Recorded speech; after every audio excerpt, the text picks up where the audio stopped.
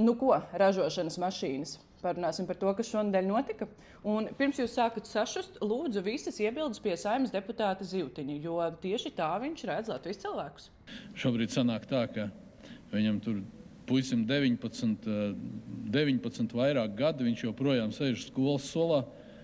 Jā, tādā laikā, ka viņam jau vajadzētu celt mūsu tautsēmniecību un ražot bērnus Latvijai.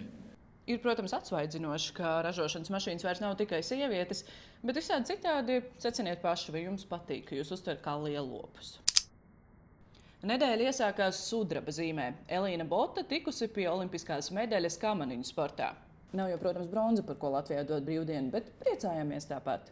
Savukārt olimpiādas funkcionāri pasaulē iemācīja, ka piemiņa ir lielāks noziegums nekā slepkavošana. Ukraiņu skeletonistu diskvalificēja, jo uz viņa ķiveres ir attēloti Krievu nogalinātie ukraiņu sportisti. Bet tas, ka Krievi startē kā neitrāli un tribīnēs viņus atbalsta ar PSRS simboliku, tas nekas.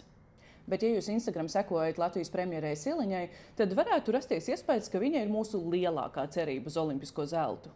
Nu, ir taču jauki, ka var patusēt ar sportistiem, bet līdz paņēmusies konsultante digitālās komunikācijas jautājumos par valsts naudu safilmē, kā tu slidinies, un pēc tam to vēl samontē un uzliek smuku mūziciņu. Kāds pat varētu jautāt, vai tik tā nav administratīvo resursu tērēšana politiķis pašreklāmai, īpaši vēlēšanu gadā. Bet tas ir jautājums knābi. Vēl šonadēļ brīnumaina notikuma attīstība Ogrē, jo pirms nedēļas stāstīju, ka mēram Helmanim pēkšņi sašķobījās veselību un viņš atkāpās. Un tas noteikti nebija saistīts ar to, ka jāpiesakās pielaidē valsts noslēpumam. Bet labas ziņas. Ogres mediķi strādā ļoti efektīvi. Tikai nedēļa, un Helmanis ir jau atpakaļ ierindā. Un tagad viņš vadīs jauno ogres priekšsēdētāju. Jaunā ogres priekšsēdētāja biroju viņš vadīs. Uz šādu notikumu attīstību noteikti ar skaudību noraugās Rēzeknes eksmērs Bartaševičs.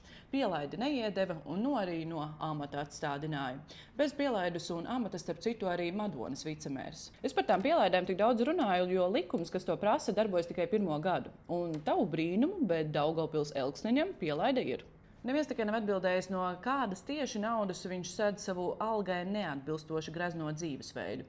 Vienreiz intervijā viņš man teica šādi. Varu, ja jūs gribētu novilkt bikses un parādīt jums savas apanes.